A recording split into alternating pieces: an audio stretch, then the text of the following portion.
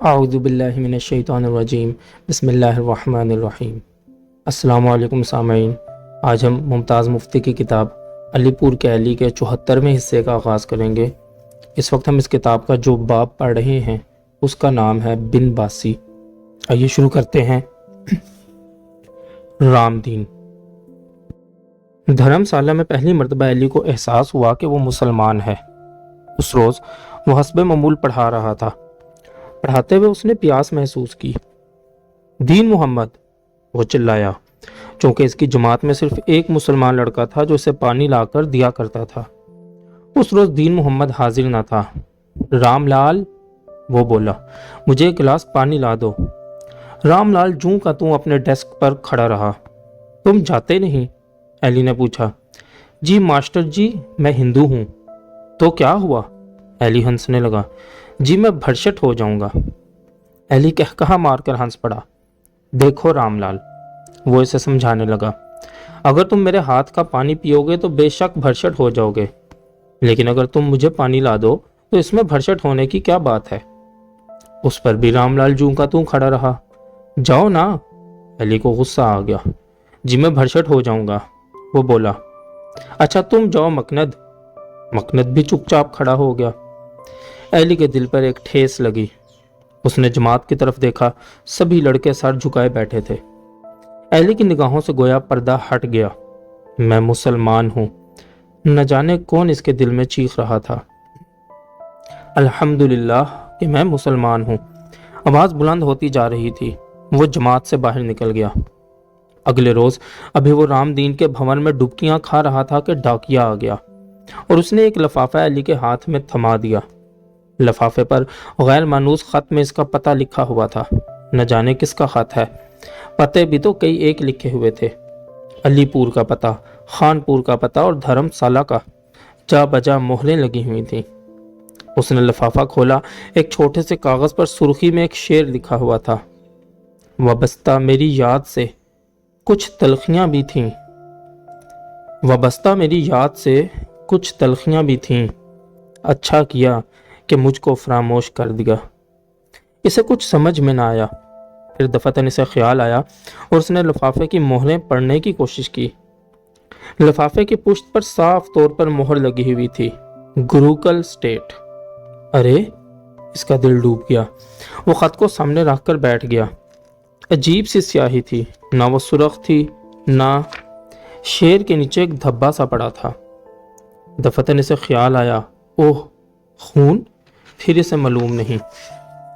وہ دھندلا کا وہ خلا، وہ بھول گیا کہ وہ رام دین ہے۔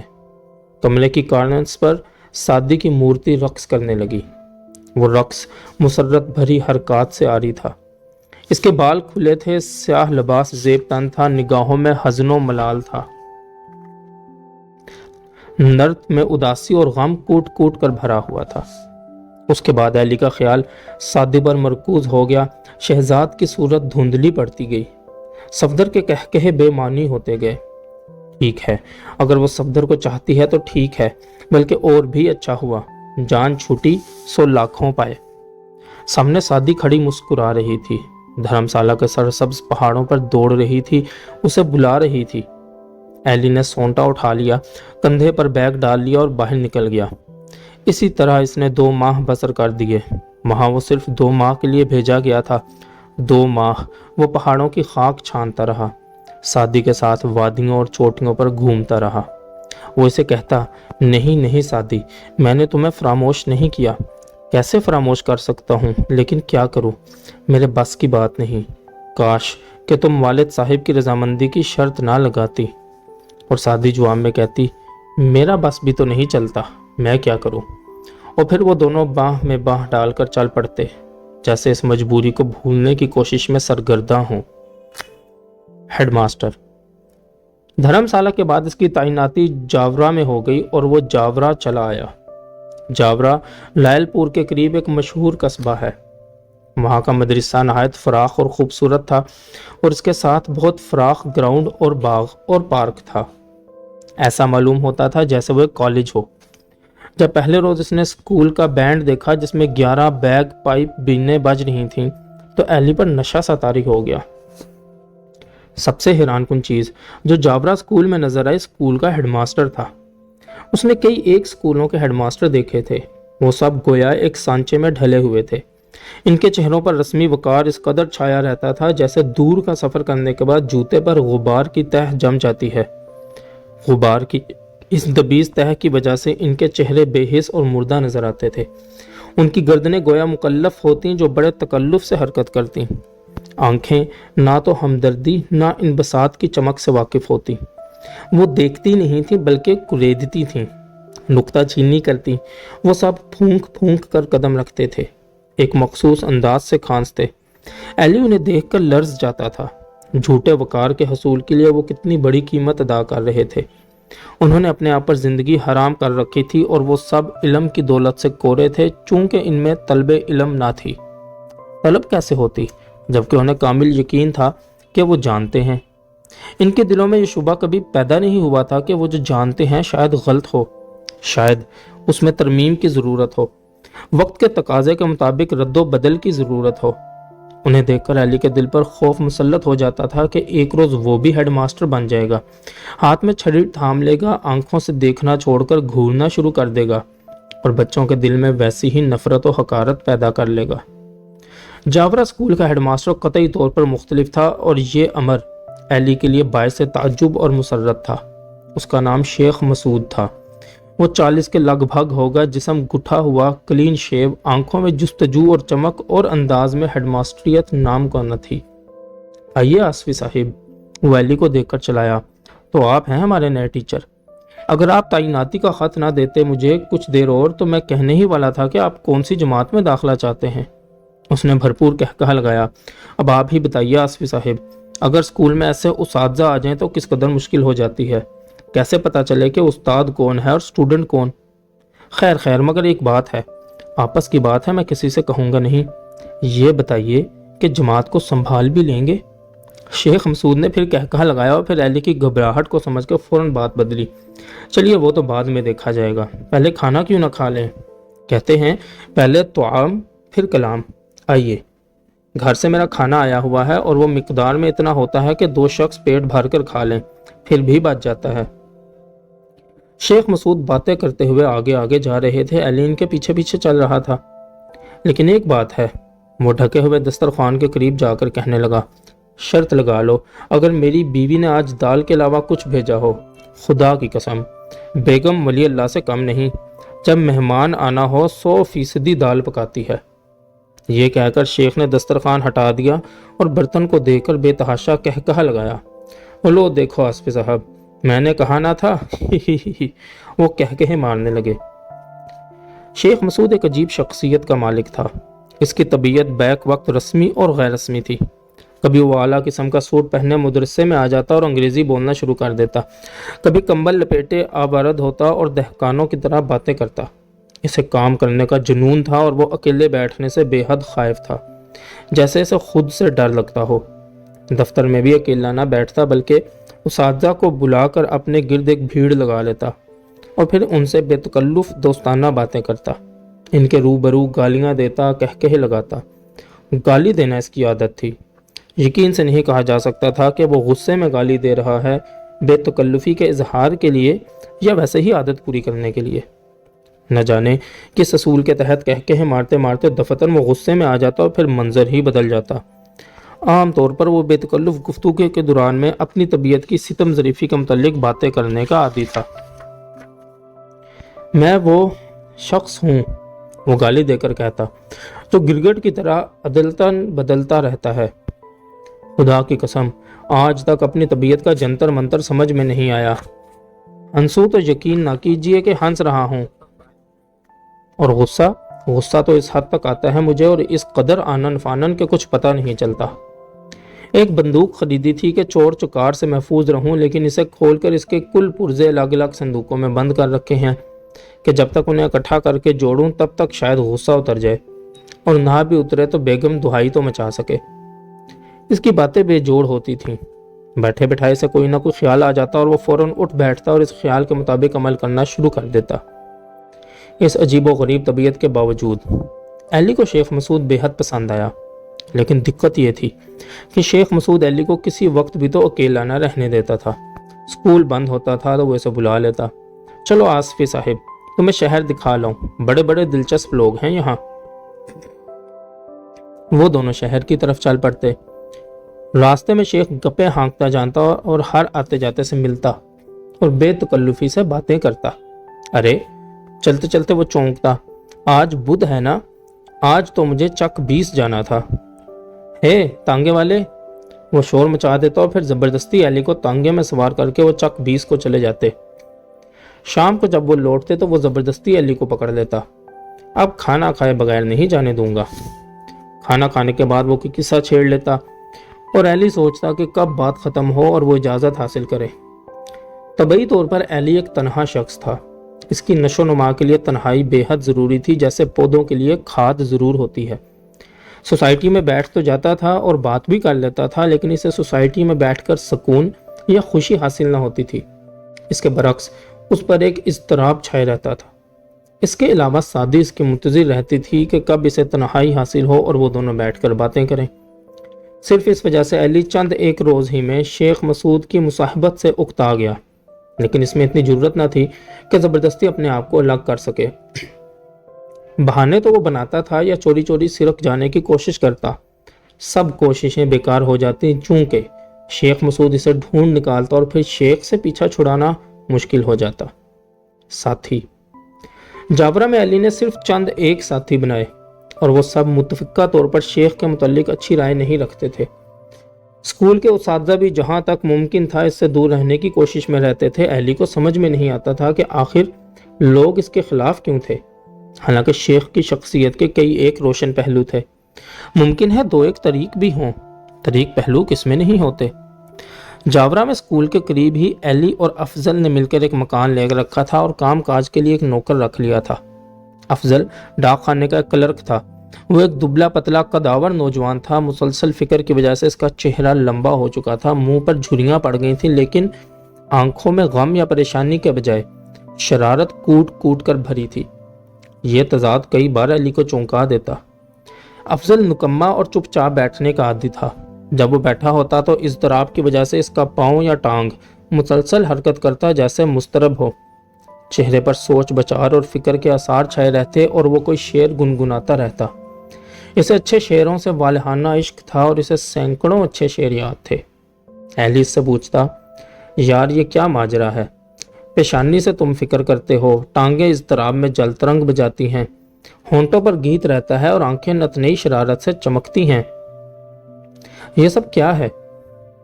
افضل مسکرا دیتا، بس دیکھ لو، جو موجود ہے حاضر ہے اور جو حاضر ہے اس میں حجت کیسی؟ پھر ان کا پڑوسی شبیر تھا۔ شبیر سکول میں عربی اور فارسی پڑھانے اور چھوٹی سی داڑھی رکھنے کے باوجود مولوی دکھائی نہیں دیتا تھا۔ اس کے خوبصورت چہرے پر محبوبیت کی جھلک نمایاں تھی، نگاہوں میں شوخی تھی۔ اسے دیکھ کر محسوس ہوتا جیسے وہ فرانس یا اٹلی کا باشندہ ہو۔ شبیر کی زندگی بیوی کے مرکز کے گرد گھومتی تھی، بلکہ یوں کہیے کہ اسے مجبور کر دیا گیا تھا کہ اس مرکز کے گرد گھومے۔ ممکن ہے اسے بھی اس مرکز سے کچھ لگاؤ ہو، لیکن بظاہر ایسا معلوم ہوتا تھا جیسے وہ ایک بچہ ہو اور گھر والی اس کی دیکھ بھال کرنا اپنا فرض سمجھتی ہو۔ وقت پر اسے کھانا کھلاتی، وقت پر بستر پر لٹا کر سونے پر مجبور کر دیتی، مناسب لوگوں سے ملنے کی اجازت دیتی اور وہ بھی فقط مناسب وقت کے لیے، صرف ایسی جگہ جانے کی اجازت دیتی جہاں اس کے اخلاق پر برا اثر نہ پڑے۔ ایلی کو پہلے پال اس کا احساس اس روز ہوا جب وہ شبیر سے ملنے اس کے گھر گیا۔ وہ دونوں بیٹھک میں بیٹھے باتیں کرتے رہے، پھر دفتن اندر سے کسی نے چلا کر شبیر کو پکارا۔ کون ہے؟ ایلی نے پوچھا۔ بیگم بلا رہی ہے، شبیر نے مسکرا کر جواب دیا۔ تو جا کر سناؤ اس کی بات۔ پھر صحیح، وہ بولا۔ ہاں تو کیا کہہ رہا تھا میں؟ وہ پھر باتوں میں مصروف ہو گئے۔ دھڑوڑ قریب ہی ایک دھماکہ ہوا۔ ارے، ایلی ڈر کر اچھلا۔ یہ کیا تھا؟ شبیر کا منہ زرد ہو رہا تھا۔ کچھ نہیں، وہ زیر لب بولا۔ بیگم نے پتھر کی سیل دروازے پر دے ماری ہے۔ ارے، ایلی چلایا، تم تو ایسے باتیں کر رہے ہو جیسے روزمرہ کی بات ہو۔ ہاں، شبیر نے اس بات میں اشارہ کیا۔ ہے بیگم ہے یا پہلوان ہے؟ ایلی نے پوچھا۔ دھڑم، دروازے پر پھر سل پڑی۔ ایلی اٹھ بیٹھا۔ میں جاتا ہوں، وہ بولا۔ میرے شانوں پر تو صرف ایک ہی سر ہے یار۔ اس کے بعد ایلی نے دیکھا کہ جب بھی شبیر ان کے ہاں آتا تو یوں دبے پاؤں داخل ہوتا جیسے چور ہو، ذرا سی آہٹ پر گھبرا جاتا۔ پھر ایک روز تو بالکل ہی بھانڈا پھوٹ گیا۔ ابھی شبیر کو آئے چند ہی منٹ ہوئے تھے، گلی کا ایک لڑکا آیا۔ شبیر صاحب کو گھر بلاتے ہیں، وہ بولا۔ ایلی جوا میں کچھ کہنے ہی والا تھا کہ شبیر پھدک کر کونے میں جا چھپا اور اشارے سے ایلی کو کہنے لگا کہ کہہ دو شبیر یہاں نہیں آیا۔ لڑکے کے جانے کے بعد وہ کوٹھے پر چڑھ گیا اور دیوار پھلانگ کر ڈرائنگ ماسٹر کے گھر چلا گیا، جن کے مکان کا دروازہ پرلی گلی میں کھلتا تھا۔ وہ جانتا تھا کہ اس کی بیوی چک کے پیچھے کھڑی ایلی کے مکان کی طرف دیکھ رہی ہے، اس لیے دوسری گلی سے گھوم کر گھر چلا گیا تاکہ بیگم یہ سمجھے کہ کسی اور جانب سے آیا ہے۔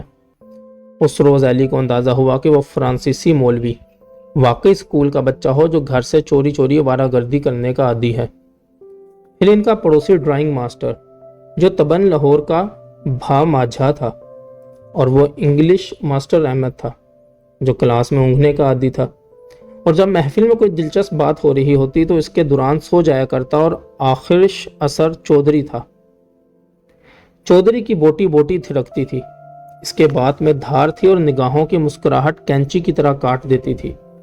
سیدھی بات میں الجھاؤ ڈالنا، دوسروں کو بنانا اور سنجیدہ ترین مسئلے کو ہنسی میں ٹال دینا اس کے بائیں ہاتھ کا کرتب تھا۔ ایلی کے یہ ساتھی اس کے شیخ کے ساتھ زیادہ میل ملاپ رکھنے کے حق میں نہ تھے۔ وہ سمجھتے تھے کہ شیخ مسعود قابل اعتماد آدمی نہیں۔ ایلی سمجھتا تھا کہ شیخ کے متعلق ان کے اندازے درست نہ تھے۔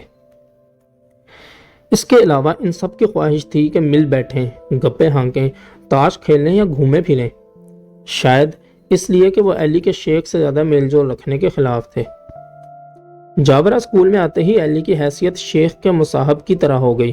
وہ اس کا مشیر نہ بن سکتا تھا چونکہ شیخ اپنی مرضی کا مالک تھا اور کسی کے مشورے پر عمل کرنے کے لیے تیار نہ تھا۔ اسے کسی پر اعتماد نہ تھا۔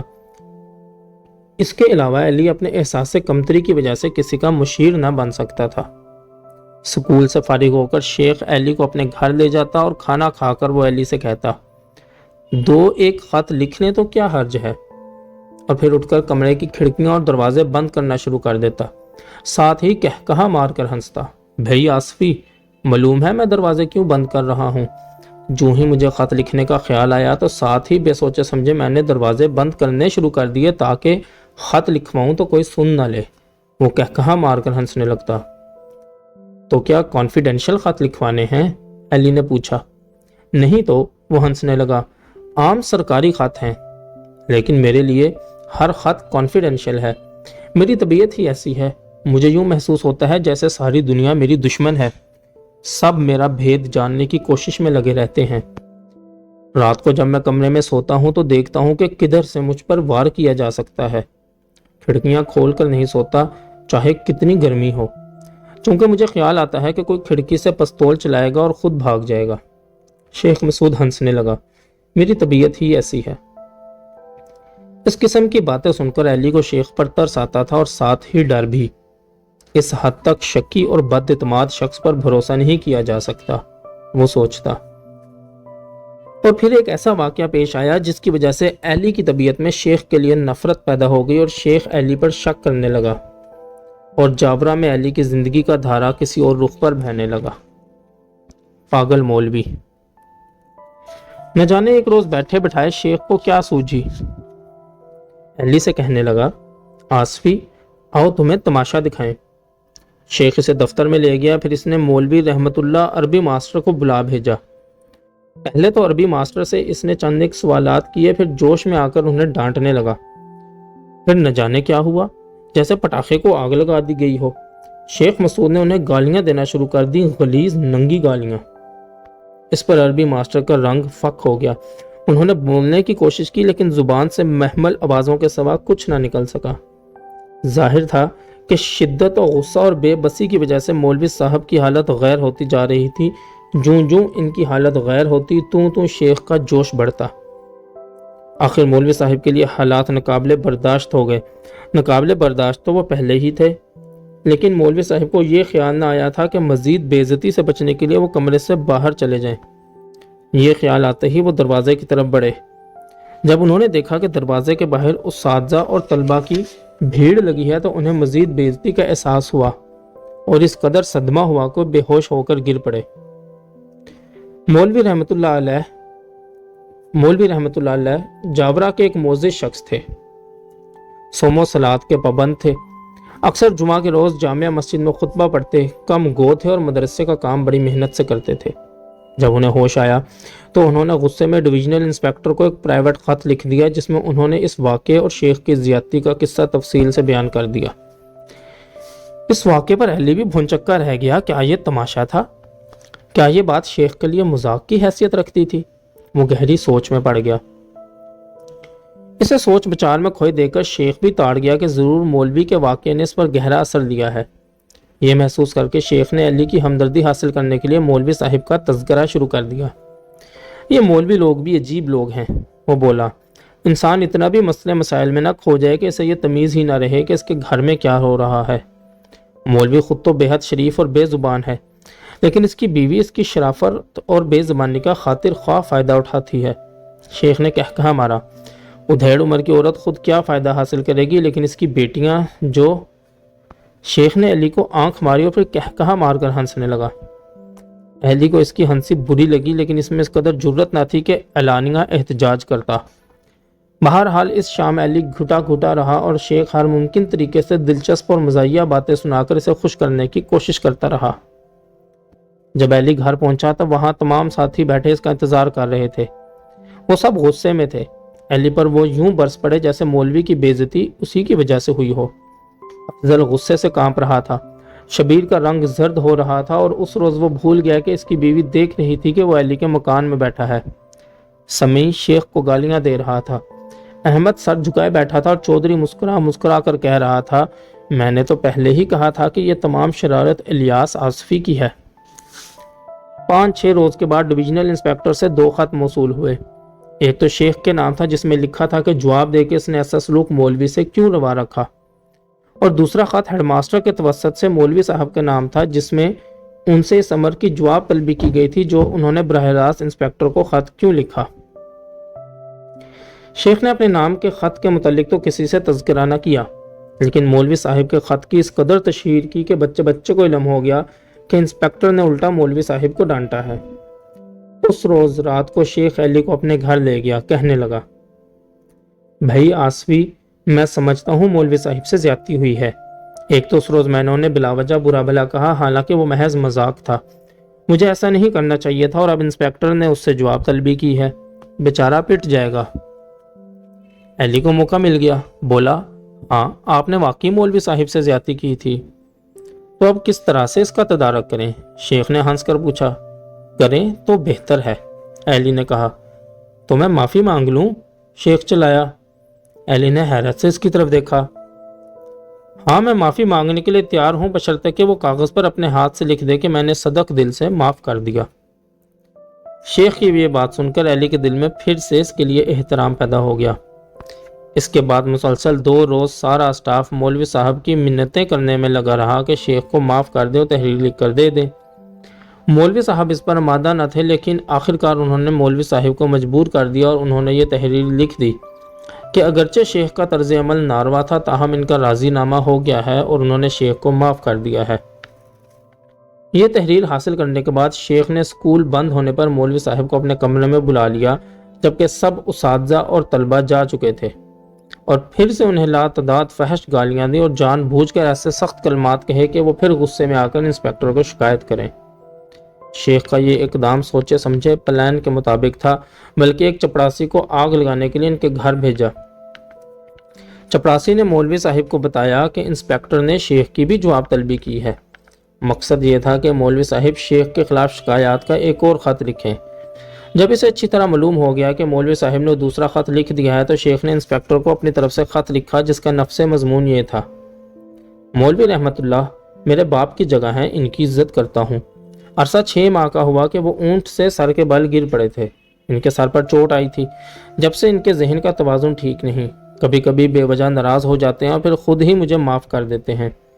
غالباً وہ جابرا میں رہنا نہیں چاہتے، اس کی وجہ خانگی امور ہیں۔ بہرحال میں نہیں چاہتا کہ ان کی بہتری میں حائل ہوں۔ مولوی صاحب کا معافی نامہ اور سال خدمت ہے۔ مجھے خوشی ہے کہ انہوں نے مجھے معاف کر دیا۔ اگرچہ میں نے گستاخی نہیں کی تھی، سہون کوئی بات منہ سے نکل گئی ہو جسے غلط فہمی کی وجہ سے انہوں نے برا مان لیا ہو تو مجھے علم نہیں۔ ایم معروف ولایت سے بیرسٹری کی ڈگری لے کر نئے نئے ہندوستان میں آئے تھے اور آتے ہی کالج میں پروفیسر ہو گئے تھے۔ پھر چند ماہ کے بعد محکمہ میں ڈویژنل انسپیکٹر کے عہدے پر فائز ہوئے تھے۔